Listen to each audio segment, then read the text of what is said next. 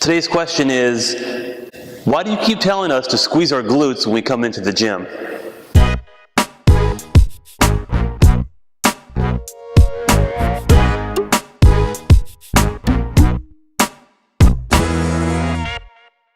So here at Fitness Lying Down, we tell all our clients during a lot of our exercises to make sure they're squeezing their glutes as a coaching cue.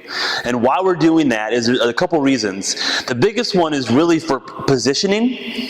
So a lot of times people just have bad postures, or there may be what we call anterior pelvic tilt. They're kind of, their butt sticks out, their belly button kind of sticks out.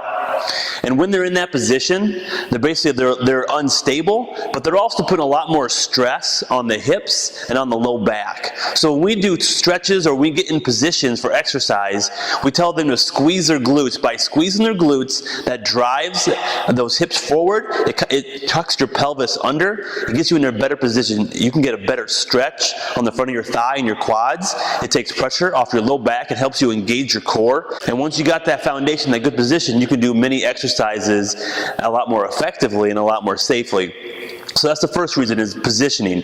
Now the second reason too is just activate and be able to use your glutes. A lot of us, just because we sit so much, our glutes don't really fire the way they're supposed to. A lot of exercises we do in the gym, whether they're squats, deadlifts, lunges, they require the glutes to be the main driver and that engine, that force of power when you do that exercise.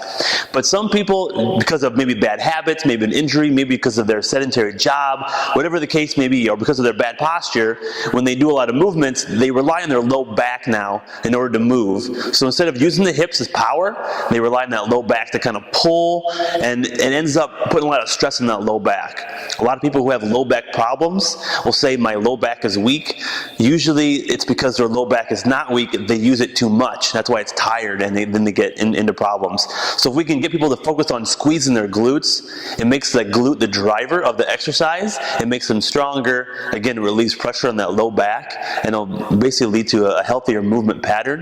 The glutes are the largest muscle in the body, and they really should be the strongest muscle in your body. Okay, so that's why it's important to make sure they're functioning properly, because that ensures proper function in all your movements in life. And ways you can strengthen your glutes properly, to use them the right way.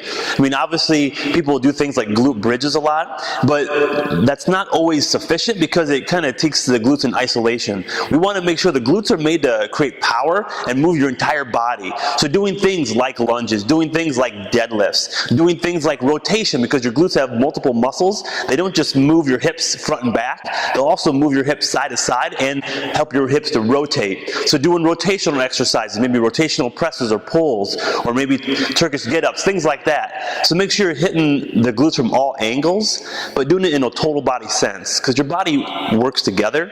You don't need the glutes to work in isolation, because when they work in isolation, then you start to have problems again. Learn how to engage your glutes while the whole body moves, not just while your glutes are moving and your hips are moving. That's our Ask Anthony session.